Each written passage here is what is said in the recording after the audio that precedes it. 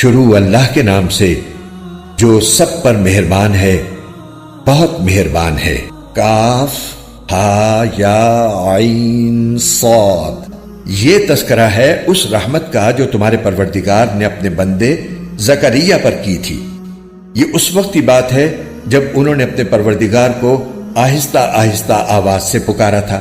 انہوں نے کہا تھا کہ میرے پروردگار، میری ہڈیاں تک کمزور پڑ گئی ہیں اور سر بڑھاپے کی سفیدی سے بھڑک اٹھا ہے، اور میرے پروردگار، میں آپ سے دعا مانگ کر کبھی نامراد نہیں ہوا، اور مجھے اپنے بعد اپنے چچازاد بھائیوں کا اندیشہ لگا ہوا ہے، اور میری بیوی بانجھ ہے، لہٰذا آپ خاص اپنے پاس سے مجھے ایک ایسا وارث عطا کر دیجئے جو میرا بھی وارث ہو اور یعقوب علیہ السلام کی میراث بھی پائے، اور یا رب اسے ایسا بنائیے جو خود آپ کا پسندیدہ ہو۔ آواز آئی کہ اے زکریا، ہم تمہیں ایک ایسے لڑکے کی خوشخبری دیتے ہیں جس کا نام یحییٰ ہوگا۔ اس سے پہلے ہم نے اس کے نام کا کوئی اور شخص پیدا نہیں کیا۔ زکریا نے کہا، میرے پروردگار، میرے یہاں لڑکا کس طرح پیدا ہوگا جبکہ میری بیوی بانجھ ہے اور میں بڑھاپے سے اس حال کو پہنچ گیا ہوں کہ میرا جسم سوکھ چکا ہے۔ کہا، ہاں ایسا ہی ہوگا، تمہارے رب نے فرمایا ہے کہ یہ تو میرے لیے معمولی بات ہے، اور اس سے پہلے میں نے تمہیں پیدا کیا تھا جب تم کچھ بھی نہیں تھے۔ زکریا نے کہا، میرے پروردگار، میرے لیے کوئی نشانی مقرر فرما دیجئے۔ فرمایا، تمہاری نشانی یہ ہے کہ تم صحت مند ہونے کے باوجود 3 رات تک لوگوں سے بات نہیں کر سکو گے۔ چنانچہ وہ عبادت گاہ سے نکل کر اپنی قوم کے سامنے آئے اور ان کو اشارے سے ہدایت دی کہ تم لوگ صبح و شام اللہ کی تسبیح کیا کرو۔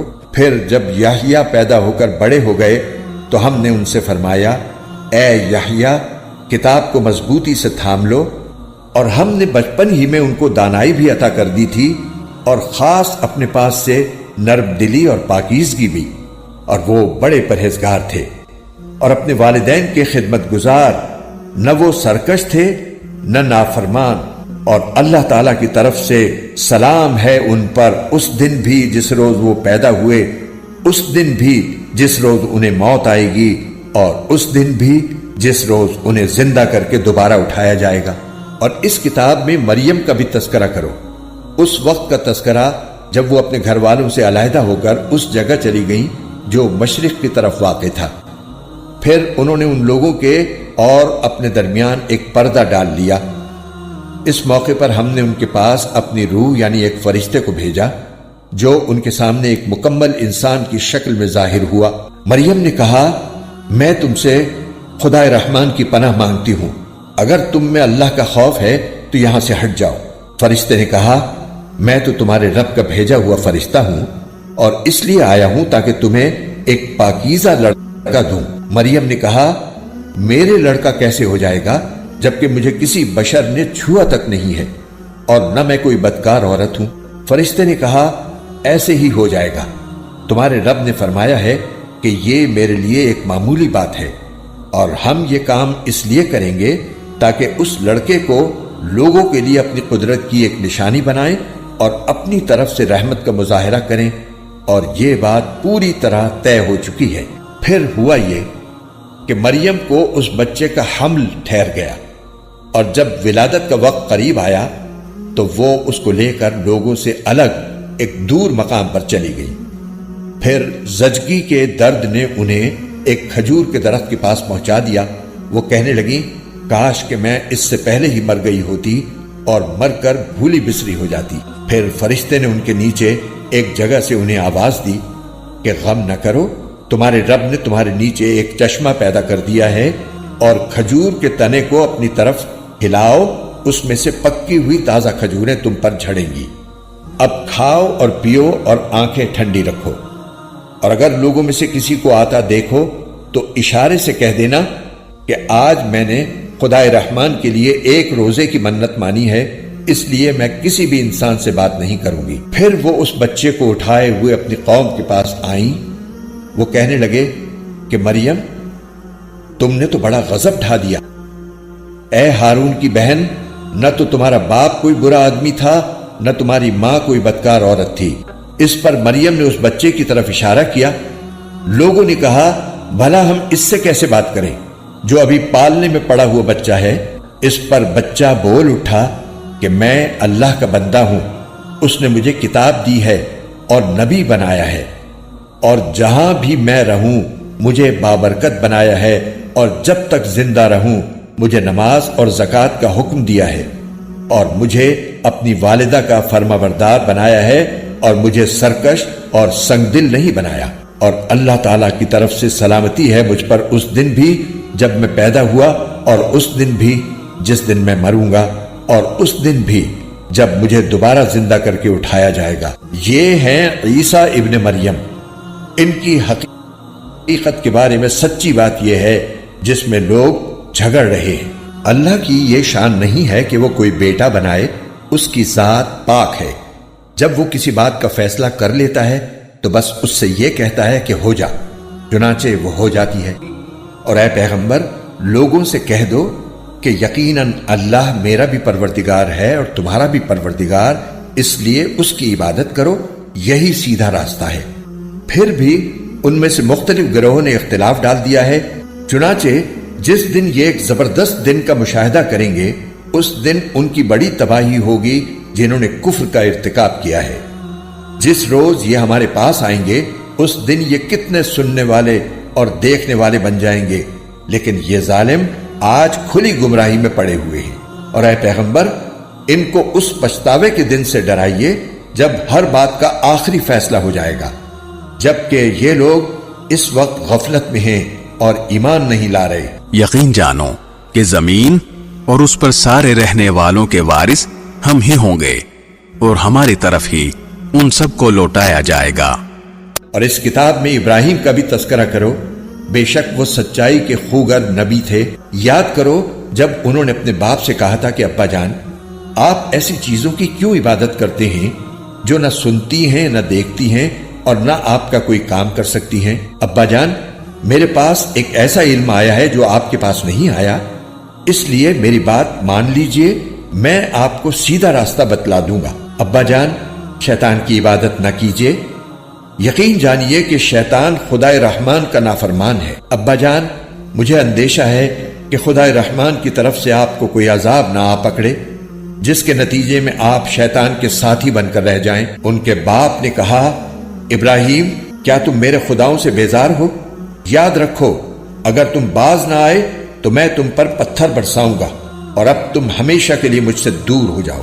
ابراہیم نے کہا، میں آپ کو رخصت کا سلام کرتا ہوں، میں اپنے پروردگار سے آپ کی بخشش کی دعا کروں گا، بے شک وہ مجھ پر بہت مہربان ہے، اور میں آپ لوگوں سے بھی الگ ہوتا ہوں اور اللہ کو چھوڑ کر آپ لوگ جن جن کی عبادت کرتے ہیں ان سے بھی، اور میں اپنے پروردگار کو پکارتا رہوں گا۔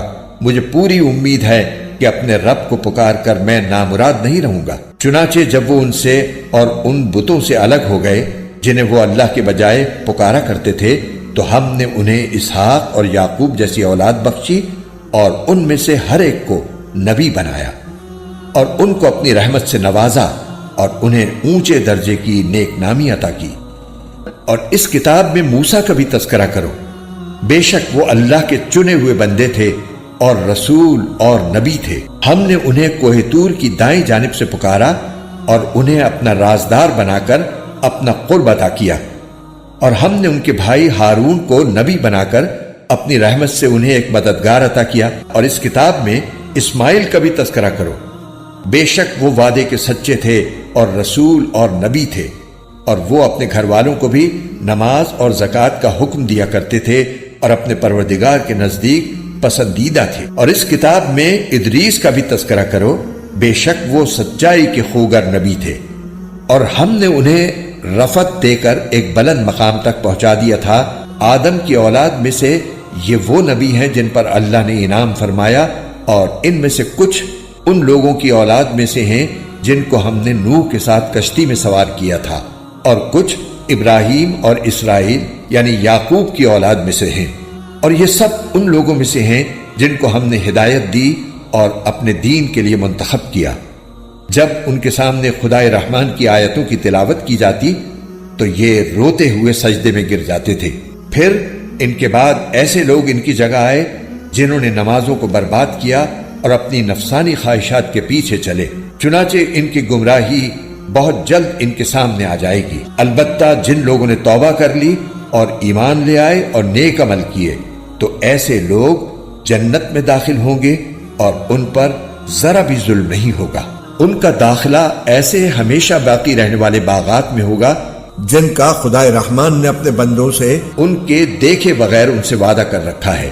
یقیناً اس کا وعدہ ایسا ہے کہ یہ اس تک ضرور پہنچیں گے۔ وہ اس میں سلامتی کی باتوں کے سوا کوئی لغو بات نہیں سنیں گے اور ان کا رزق انہیں صبح و شام ملا کرے گا۔ یہ ہے وہ جنت جس کا وارث ہم اپنے بندوں میں سے اس کو بنائیں گے جو متقی ہو۔ اور فرشتے تم سے یہ کہتے ہیں کہ ہم آپ کے رب کے حکم کے بغیر اتر کر نہیں آتے۔ جو کچھ ہمارے آگے ہے اور جو کچھ ہمارے پیچھے ہے اور جو کچھ ان کے درمیان ہے وہ سب اسی کی ملکیت ہے، اور تمہارا رب ایسا نہیں ہے جو بھول جایا کرے۔ وہ آسمانوں اور زمین کا بھی مالک ہے اور جو مخلوقات ان کے درمیان ہیں ان کا بھی، لہٰذا تم اس کی عبادت کرو اور اس کی عبادت پر جمے رہو۔ کیا تمہارے علم میں کوئی اور ہے جو اس جیسی صفات رکھتا ہو؟ اور کافر انسان یہ کہتا ہے کہ جب میں مر چکا ہوں گا تو کیا واقعی اس وقت مجھے زندہ کر کے نکالا جائے گا؟ کیا اس انسان کو یہ بات یاد نہیں آتی کہ ہم نے اسے اس وقت پیدا کیا تھا جب وہ کچھ بھی نہیں تھا؟ تو قسم ہے تمہارے پروردگار کی، ہم ان کو اور ان کے ساتھ سارے شیطانوں کو ضرور اکٹھا کریں گے، پھر ان کو دوزخ کے گرد اس طرح لے کر آئیں گے کہ یہ سب گھٹنوں کے بل گرے ہوئے ہوں گے۔ پھر ان کے ہر گروہ میں سے ان لوگوں کو کھینچ نکالیں گے جو خدائے رحمان کے ساتھ سرکشی کرنے میں زیادہ سخت تھے۔ پھر یہ بات ہم ہی خوب جانتے ہیں کہ وہ کون لوگ ہیں جو سب سے پہلے اس دوزخ میں جھونکے جانے کے زیادہ مستحق ہیں، اور تم میں سے کوئی نہیں ہے جس کا اس دوزخ پر گزر نہ ہو۔ اس بات کا اللہ نے حتمی طور پر ذمہ لے رکھا ہے۔ پھر جن لوگوں نے تقوی اختیار کیا ہے انہیں تو ہم نجات دے دیں گے، اور جو ظالم ہیں انہیں اس حالت میں چھوڑ دیں گے کہ وہ اس دوزخ میں گھٹنوں کے بل پڑے ہوں گے۔ اور جب ان کے سامنے ہماری کھلی کھلی آیتیں تلاوت کی جاتی ہیں تو کافر لوگ مومنوں سے کہتے ہیں کہ بتاؤ ہم دونوں فریقوں میں سے کس کا مقام زیادہ بہتر ہے اور کس کی مجلس زیادہ اچھی ہے؟ اور یہ نہیں دیکھتے کہ ان سے پہلے ہم کتنی نسلیں ہلاک کر چکے ہیں جو اپنے ساز و سامان اور ظاہری آن بان میں ان سے کہیں بہتر تھیں۔ کہہ دو کہ جو لوگ گمراہی میں جا پڑیں تو ان کے لیے مناسب یہی ہے کہ خدائے رحمان انہیں خوب ڈھیل دیتا رہے، یہاں تک کہ جب یہ لوگ وہ چیز خود دیکھ لیں گے جس سے انہیں ڈرایا جا رہا ہے، چاہے وہ اس دنیا کا عذاب ہو یا قیامت، تو اس وقت انہیں پتہ چلے گا کہ بدترین مقام کس کا تھا اور لشکر کس کا زیادہ کمزور تھا۔ اور جن لوگوں نے سیدھا راستہ اختیار کر لیا ہے اللہ ان کو ہدایت میں اور ترقی دیتا ہے، اور جو نیک عمل باقی رہنے والے ہیں ان کا بدلہ بھی اللہ کے یہاں بہتر ملے گا اور ان کا مجموعی انجام بھی بہتر ہوگا۔ بھلا تم نے اس شخص کو بھی دیکھا جس نے ہماری آیتوں کو ماننے سے انکار کیا ہے اور یہ کہا ہے کہ مجھے مال اور اولاد آخرت میں بھی ضرور ملیں گے؟ کیا اس نے عالم غیب میں جھانک کر دیکھ لیا ہے یا اس نے خدائے رحمان سے کوئی عہد لے رکھا ہے؟ ہرگز نہیں۔ جو کچھ یہ کہہ رہا ہے ہم اسے بھی لکھ رکھیں گے اور اس کے عذاب میں اور اضافہ کر دیں گے، اور جس مال اور اولاد کا یہ حوالہ دے رہا ہے اس کے وارث ہم ہوں گے، اور یہ ہمارے پاس تنہا آئے گا۔ اور ان لوگوں نے اللہ کے سوا دوسرے معبود اس لیے بنا رکھے ہیں تاکہ وہ ان کی پشت پناہی کریں۔ یہ سب غلط بات ہے۔ وہ تو ان کی عبادت ہی کا انکار کر دیں گے اور الٹے ان کے مخالف ہو جائیں گے۔ اے پیغمبر، کیا تمہیں یہ معلوم نہیں ہے کہ ہم نے کافروں پر شیاطین چھوڑ رکھے ہیں جو انہیں برابر اکساتے رہتے ہیں؟ لہٰذا تم ان کے معاملے میں جلدی نہ کرو، ہم تو ان کے لیے گنتی گن رہے ہیں۔ اس دن کو نہ بھولو جس دن ہم سارے متقی لوگوں کو مہمان بنا کر خدائے رحمان کے پاس جمع کریں گے، اور مجرموں کو پیاسے جانوروں کی طرح ہکا کر دوزخ کی طرف لے جائیں گے۔ لوگوں کو کسی کی سفارش کرنے کا اختیار بھی نہیں ہوگا سوائے ان لوگوں کے جنہوں نے خدائے رحمان سے کوئی اجازت حاصل کر لی ہو۔ اور یہ لوگ کہتے ہیں کہ خدائے رحمان کی کوئی اولاد ہے، ایسی بات کہنے والوں، حقیقت یہ ہے کہ تم نے بڑی سنگین حرکت کی ہے۔ کچھ بعید نہیں کہ اس کی وجہ سے آسمان پھٹ پڑے، زمین شق ہو جائے اور پہاڑ ٹوٹ کر گر پڑے کہ ان لوگوں نے خدائے رحمان کے لیے اولاد ہونے کا دعویٰ کیا ہے، حالانکہ خدائے رحمان کی یہ شان نہیں ہے کہ اس کی کوئی اولاد ہو۔ آسمانوں اور زمین میں جتنے لوگ ہیں ان میں سے کوئی ایسا نہیں ہے جو خدائے رحمان کے حضور بندہ بن کر نہ آئے۔ یقین رکھو کہ اس نے سب کا احاطہ کر رکھا ہے اور انہیں خوب اچھی طرح گن رکھا ہے، اور قیامت کے دن ان میں سے ایک ایک شخص اس کے پاس اکیلا آئے گا۔ ہاں، بے شک جو لوگ ایمان لے آئے ہیں اور انہوں نے نیک عمل کیے ہیں، خدائے رحمان ان کے لیے دلوں میں محبت پیدا کر دے گا۔ چنانچہ اے پیغمبر، ہم نے اس قرآن کو تمہاری زبان میں آسان بنا دیا ہے تاکہ تم اس کے ذریعے متقی لوگوں کو خوشخبری دو اور اسی کے ذریعے ان لوگوں کو ڈراؤ جو ضد کی وجہ سے جھگڑے پر آمادہ ہیں۔ ان سے پہلے ہم کتنی ہی قوموں کو ہلاک کر چکے ہیں، کیا تمہیں ٹٹولنے سے بھی ان میں سے کسی کا پتہ ملتا ہے، یا ان میں سے کسی کی بھنک بھی تمہیں سنائی دیتی ہے؟